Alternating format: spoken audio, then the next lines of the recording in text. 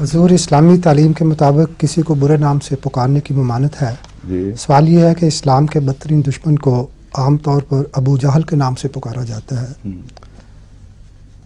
کس وجہ سے؟ یہ مسئلہ تو حل ہو چکا ہے بہت پہلے.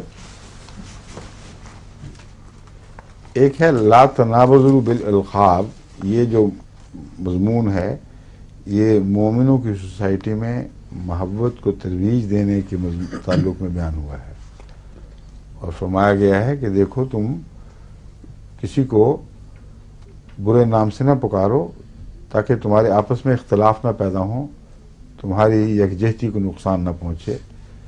یہ اس تعلق کی باتیں ہیں. جہاں تک بری باتوں کا تعلق ہے، قرآن کریم فرماتا ہے کہ اللہ تعالیٰ جہر بالسوء پسند نہیں فرماتا، الا من ظلم، سوائے اس کے جس پر ظلم کیا گیا ہو. اور اگر کوئی تمہیں برائی سے یاد کرتا ہے اور برے نام دیتا ہے تو اگر تم معاف کر دو تمہاری بہتر ہے، مگر اگر نہ کرو اور اتنا ہی کرو جتنا اس نے تم سے کیا تھا تو بالکل جائز ہے. یہ بدلہ لینے کا حق جو خدا نے ایک کامل عدل کے اوپر قائم فرمایا ہے، یہ وہ حق تھا جس سے مسلمانوں نے استعمال کیا ہے. حضرت صلی اللہ علیہ وسلم کو مذمم کہتا تھا محمد کی بجائے، اور بدبخت میں نام رکھے ہوئے تھے. اس لیے مسلمان سوسائٹی کا حق تھا، خدا نے دیا تھا کہ اس کو اس نام سے یاد کرو جو پر حکمت بھی ہے، جو حقیقی بھی ہے. ابو الحکم بنا پھرتا تھا، یا ابو الحکم کہتے تھے نا، حکم ابو الحکم بنا پھرتا تھا اور جاہل مطلق، یعنی حکمت کو پہچان ہی نہیں سکتا تھا.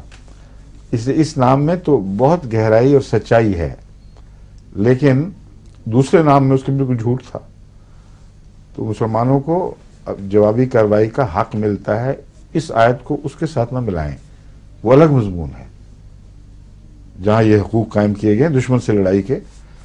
اور دوسری بات اس میں یہ بیان ہوتی ہے کہ اس سلسلے میں کہ حضرت صلی اللہ علیہ وسلم نے جب اکرمہ کی بیعت قبول فرما لی تو ایک دفعہ اکرمہ خود یہ شکایت لے کے حاضر ہوا جو آپ نے کی ہے.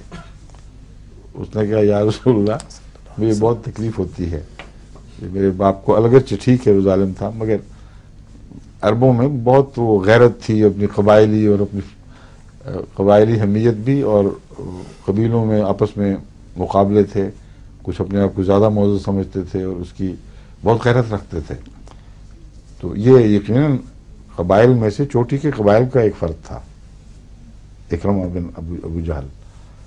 تو اس نے کہا یا رسول اللہ یہ کرتے ہیں تو مجھے تکلیف پہنچتی ہے، آپ نے منع فرما دیا کہ اس کی موجودگی میں نہ کہا کرو. سمجھے؟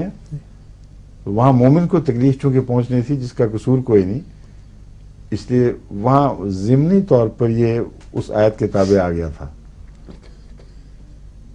اکرمہ کا نام تو نہیں رکھا گیا تھا، لیکن جہاں مومن کی تکلیف کا سوال تھا وہاں آپ نے اس حد تک روک دیا. جہاں دشمن سے جوابی کارروائی کا تعلق ہے وہاں اجازت تھی. ٹھیک ہے.